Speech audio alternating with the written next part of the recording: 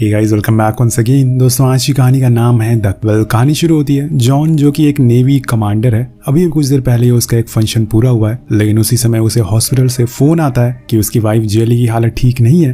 वो फौरन निकलता है और वहां जाकर उसे पता चलता है कि जेली को तो कुछ दौरे आए और इसीलिए वो कुछ ठीक बिहेव नहीं कर रही है। लेकिन ये कोई नई बात नहीं है, ऐसा उसके साथ बहुत बार हो चुका है, क्योंकि कुछ समय पहले वो तीनों एक स्पॉट पर जा रहे थे। तीनों यानी कि इनका एक बेटा भी था, पर तभी एक हादसा होता है और उसी में इनकी बेटी की जान चली जाती है।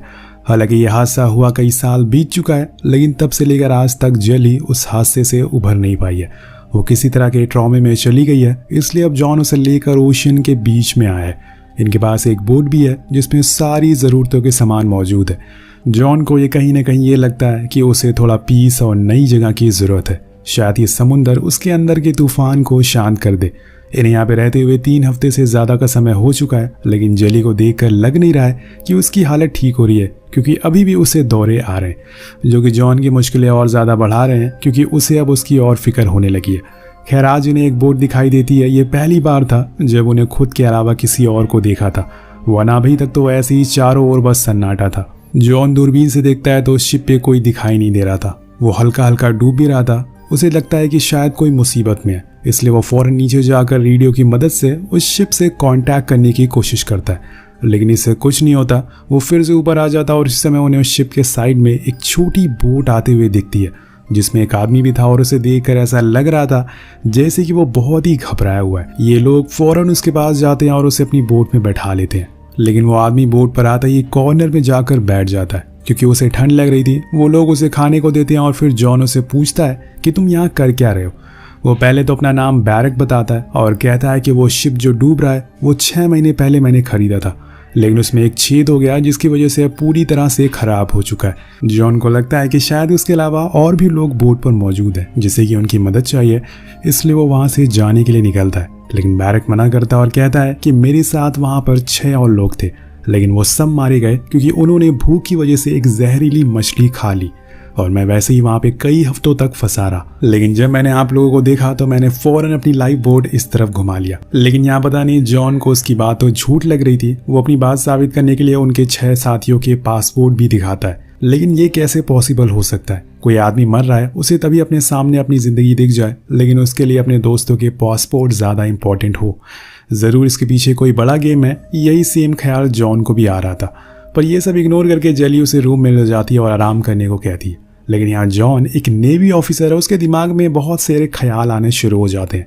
वो उसके जाने के बाद सबसे पहले तो उसका सामान चेक करता है, जिससे कि उसे कुछ पेपर कटिंग मिलती है जिसमें बहुत सारी चीजें थी, जैसे कि फ्री क्रूज ऑफर के कुछ कूपन, साथ में कुछ लड़कियों की फोटोज और साथ में कुछ स्केचेस किसी डेविल के थे और इशारा करी थी जिसमें ये साफ बना हुआ था कि उस शिप को कोई डेविल ने डुबाया है। लेकिन ये सब जॉन को फालतू की बातें लग रही थी। उसका ध्यान बस उन लड़कियों की फोटोज पर जाता है जो किसी और ही तरफ इशारा कर रही थी। उसे कहीं ना कहीं ये ह्यूमन ट्रैफिकिंग का गेम लग रहा था। उसे लगता है कि उसने कुछ लड़कियों को फ्री टिकट का लालच दिया होगा और फिर यहाँ लाकर उन्हें बेच दिया, और ये सारी सच्चाई उसे उस शिप पर जाकर ही पता चल सकेगी। वो जेली से कहता है कि मुझे उस शिप पर जाना होगा क्योंकि ये मेरी ड्यूटी है। वो भी उसे नहीं रोकती क्योंकि उसे भी कहीं ना कहीं ये थोड़ा अजीब लग रहा था और सच जानना था। वहीं दूसरी तरफ वो दोनों बैरक को रूम में ही बंद कर देते हैं ताकि वो ऊपर ना आ सके, और इतनी में जॉन वापस आ जाएगा। अब वो उसकी बोट लेकर निकल जाता है और इस शिप की ओर, जिसके अंदर जाने पर उसे हर तरफ बस टूटी फूटी चीजें मिलती है, ढेर सारा पानी। लेकिन कुछ चीजों को देखकर साफ पता चल रहा था कि यहाँ पर किसी तरह की कोई पार्टी चल रही थी, क्योंकि वहाँ पे कई सारे बियर्स की बॉटल्स पड़ी थी। उसी दौरान उसकी नज़र एक रूम पर पड़ती है जिसमें से पानी लगातार बह रहा था, लेकिन पानी का कलर वाइट की जगह लाल था, और ये देखकर साफ पता चल रहा कि जरूर उसकी दूसरी साइड कुछ और ही है। इसलिए वो बड़ी हिम्मत दिखाते हुए इस डोर को खोलता है, लेकिन उसके अंदर इतना पानी भरा हुआ था कि जॉन बह ही जाता है। पर जब उसकी गर्दन बाहर आती है तो वो पूरी तरह से डर जाता है, क्योंकि वहां दर्जन के हिसाब से लड़कियों की लाशें थी, वो भी कटी हुई हालत में। सारे बॉडी पार्ट्स अलग अलग पानी में बह रहे थे। ये देखकर वो डरी हुई हालत में फौरन बाहर आता है और अब उसका शक यकीन में बदल चुका था कि जरूर कुछ गड़बड़ है, बैरक हमसे कुछ तो छुपा रहा है। वहीं दूसरी तरफ शिप पे जेली अब जॉन के बताए हुए प्लान को पूरा कर रही थी। वो धीरे धीरे अब अपने शिप को उसी शिप की ओर ले जा रही थी, लेकिन इतने में बैरक उठ जाता है और चिल्लाने लगता है क्योंकि डोर लॉक था। वो आवाज लगाता है लेकिन जेली गेट नहीं खोलती और तब वो एयर शाफ्ट के जरिए बाहर दिखता है तो वो अपनी शिप की ओर बढ़ रहा था। इसे देखकर वो पूरी तरह से घबरा जाता है। उसके चेहरे पे एक तरह का डर भी देखते हैं, लेकिन आखिर वो इतना बेचैन क्यों है, आखिर उस शिप के साथ क्या हुआ है। और इसी चक्कर में जॉन और जेली दोनों भी फंस चुके हैं। वहीं अब जेली देखती है कि जॉन उसकी तरफ आ रहा है, इसलिए वो शिप को और तेज कर देती है, लेकिन इतनी देर में बैरक ऊपर आ जाता और उसको मारकर बेहोश कर देता और उस शिप को अपने कंट्रोल में ले लेता है और वो शिप को जॉन के डिस्टेंस से दूर ले जाने लगता है। लेकिन जॉन बहुत कोशिश करता है कि वो उसके पास जा सके, पर वो पानी में गिर जाता है और उस बोर्ड पर परपेंडिकुलर से उसके हाथ में चोट लग जाती है। और इसी चक्कर में जेली अब उसके हाथों से दूर जा चुकी है और बैरक लड़कियों के साथ क्या करता है ये हम देख चुके हैं। ये डर जॉन को भी सताने लगता है। यहाँ उसके पास अब एक ही ऑप्शन बचा हुआ था और वो ऑप्शन है जाकर वो टूटी शिप में अपना गुजारा करे। वो कितनी दिनों तक पानी में टिक सकेगी ये तो उसे भी नहीं पता। कुछ समय के बाद जेली की आंख खुलती है तो वो देखती है कि बैरक कुछ अजीब सा बिहेव कर रहा है। वो शर्टलेस डांस कर रहा है जैसे कि मानो उसे कुछ फर्क ही नहीं पड़ रहा है। उधर दूसरी तरफ जॉन शिप पर चढ़ जाता है और उसे पूरी तरह से एक्सप्लोर करता है, लेकिन उससे पहले वो कुछ एल्टीट्यूड लिखता है जो कि जेली के शिप के थे, जिससे कि बाद में वो उसे ढूंढ सके। अब वो शिप को ऑन करने की कोशिश करता है, लेकिन वो कैसे ऑन हो सकता है क्योंकि इंजन रूम में पूरा पानी घुसा हुआ है। इसलिए वो नीचे जाता है और पंप करके उसे बाहर निकालने लगता है। इधर बैरक अब जेली को हाथ लगाने लगता है, जिससे कि वो समझ जाती है कि इसकी नीयत ठीक नहीं है, लेकिन उसके दिमाग में जॉन ही घूम रहा था, इसीलिए वो इस शिप को खुद के कंट्रोल में लेना चाहती है। पर अब ऐसा हो नहीं सकता क्योंकि बैरक जो चाहेगा वही होगा इस शिप पर। ये जेली को भी मान लेना चाहिए, लेकिन वो इतनी जल्दी मानने वाली नहीं है। यहाँ बैरक जबरदस्ती उसे साइड में बैठाकर अपना इंट्रो देने लगता है कि उसका नाम बैरक है। उसने 2 साल पहले अपनी ग्रेजुएशन पूरी करी, लेकिन उसे इंसान न जाने क्यों पसंद नहीं है। उसे जानवरों से बहुत प्यार है, इसलिए वो हमेशा से जानवर बनना चाहता है और उन्हीं की तरह शिकार करना चाहता है। उसकी ये सब बातें कहीं ना कहीं हमें यकीन दिला रही थी कि ये जरूर मेंटली डिसेबल है। इसके बाद वो उसे कहता है कि तुम्हारा पति तो अब चला गया, इसमें उसकी ही गलती है, मैंने तो उसे मना किया था जाने के लिए, लेकिन अब वो मारा जाएगा, पर टेंशन मत लो, मैं तुम्हें कुछ नहीं करूंगा। अब जेली नीचे चली जाती है, लेकिन वहां भी वो उसके पीछे पीछे आ जाता है। तब जेली उसे पूछती है कि क्या वो शिप सच में डूब जाएगा। वो हाँ में जवाब देता है और यहाँ जेली को भी गुस्सा आ जाता है और उसके सामने बोल देती है कि मुझे यकीन है कि तुमने ही अपने दोस्तों को मार डाला होगा। और यहाँ उसकी ये बातें सुनने के बाद बैरक अपने असली रूप में आ जाता है। वो उस पर चिल्लाने लगता है, चीजें तोड़ने फोड़ने लगता है, जिससे कि अब जेली का शक पूरे तरीके से यकीन में बदल गया था।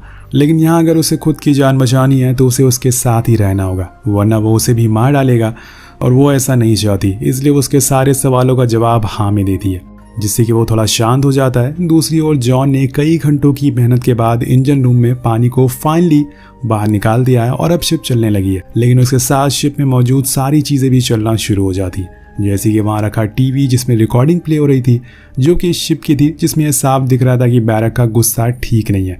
वो अकेले जूली के साथ क्या कर सकता है ये किसी को पता नहीं है। अब यहाँ जॉन उसी एल्टीट्यूड को फॉलो करते हुए आगे बढ़ता है। उधर जूली देखती है कि बैरक उनके डॉग के साथ बात कर रहा है, क्योंकि उसे हमेशा से जानवर पसंद थे। इसी दौरान जेली देखती है कि उसके शिप के पास कोई ऑब्जेक्ट है जो कि जॉन का शिप था। वो उसे कांटेक्ट करने की कोशिश करती है, जो कि हो भी जाता है, लेकिन जॉन की आवाज जेली तक पहुंच नहीं पाती। पर वो उसकी आवाज सुन रहा था, इसलिए वो दूसरे कोड मेथड से मैसेज भेजता है। जॉन बताता है कि उसे कैसे भी करके अपने शिप को रोकना होगा, तभी वो उसके करीब आ पाएगा। अब यहाँ जेली अपने ट्रॉमा से बाहर आने लगती है, इसलिए वो धीरे धीरे ही सही, लेकिन अपने दिमाग का सही इस्तेमाल करने लगी थी। वो इंजन रूम में जाती है, वहां चालाकी से एक की को निकाल लेती है, जिससे कि इंजन बंद हो जाता है और उस की को पानी में फेंकने ही वाली थी, लेकिन तब तक बैरक उसे ऐसा करने से रोक लेता है। लेकिन जैसे तैसे करके वो उसे फेंकने में कामयाब हो जाती है। उसका डॉग, जो कि अब बैरक की बातें मानने लगा था, वो पानी में कूद जाता है और चाबी को वापस ले आता है। तो ये प्लान भी इनका बर्बाद हो गया था। अब जेली बचने के लिए खुद को वॉशरूम में लॉक कर लेती है, पर आखिर कब तक वो ऐसे ही लॉक रहेगी, उसे बाहर तो आना पड़ेगा और तभी वो कुछ कर सकेगी। इसलिए वो बैरक की तरफ दोस्ती का हाथ बढ़ाती है और वो एक्सेप्ट भी कर लेता है। उधर जॉन अब आगे क्या करे यही सोच रहा था कि तभी वो देखता है कि बाहर भारी तूफान आ रहा है, जिसकी वजह से अब पानी फिर से भरना शुरू हो गया है। वो नीचे डेक पर जाता है जहाँ पर स्विमिंग पूल बना हुआ था और तभी उसे वहाँ एक और लाश मिलती है, जिससे डर कर वो ऊपर आ जाता है और सोचने लगता है कि आखिर कैसे वो जेली को बचा पाएगा। तभी हम टीवी में कुछ क्लिप्स को देखते हैं, जिसमें साफ दिखाई दे रहा था कि बैरक ने कैसे अपने दोस्तों के ऊपर जुल्म किया, कैसे उनके एक एक टुकड़े को अलग किया और फिर उसे शिप पर छोड़ दिया।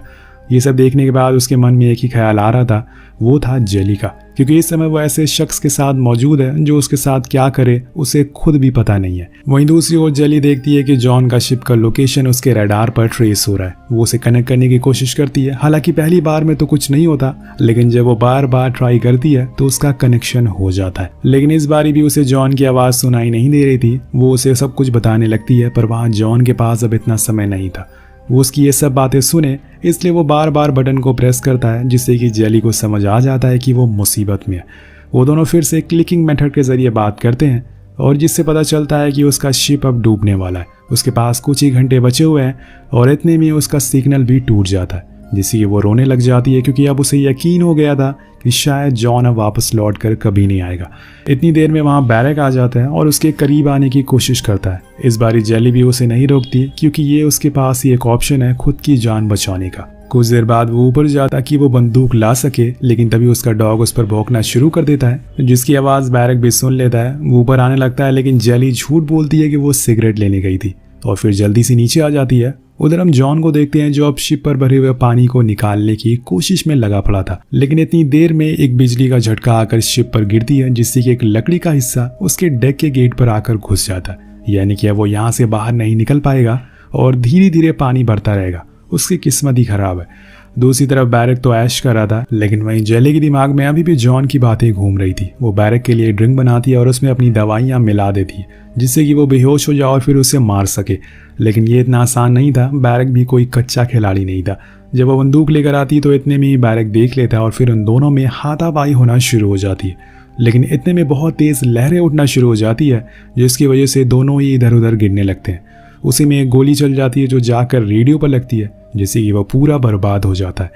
यानी कि अब जॉन से कोई कनेक्शन नहीं हो सकेगा। पर अब बैरक के हाथ में बंदूक आ गई थी, लेकिन जितने में वो गोली चलाता उतने में ही उन दवाइयों का असर दिखना शुरू कर दिया था। वो झूलना शुरू करता है, लेकिन इतने में एक लहर आती है जो फिर से इन दोनों को दूर फेंकती है। इसी में जेली के हाथ लग जाती है एक एरो शूटर, जिसे लेकर वो कमरे में बंद हो जाती है और फिर वहां से शूट करती है, जो सीधा जाकर डोर पर लगती है। जिसके कुछ देर बाद वहां खून के धब्बों को हम देखते हैं, यानी कि वो जख्मी हो गया। इसलिए वो धीरे धीरे ऊपर आने लगती है, लेकिन इतने में बैरक फिर से आ जाता है, क्योंकि वह एरो उसे नहीं बल्कि उसके डॉग को लगा था, जिससे कि वो मारा जाता है। और यहाँ वो बहुत ज्यादा गुस्से में आ चुका था। वो जेली के गले को दबाकर उसे मारने की कोशिश करता है, लेकिन तभी वो गोलियां असर कर देती है और वो फिर से बेहोश हो जाता है। अब फाइनली वो उसे बांध देती है और ऊपर आ जाती है। यहाँ उसे पता चलता है कि अब बोट का फ्यूल खत्म हो गया, इसलिए वो विंड रेजर को खोल देती है ताकि अब वो जॉन की तरफ बढ़ सके।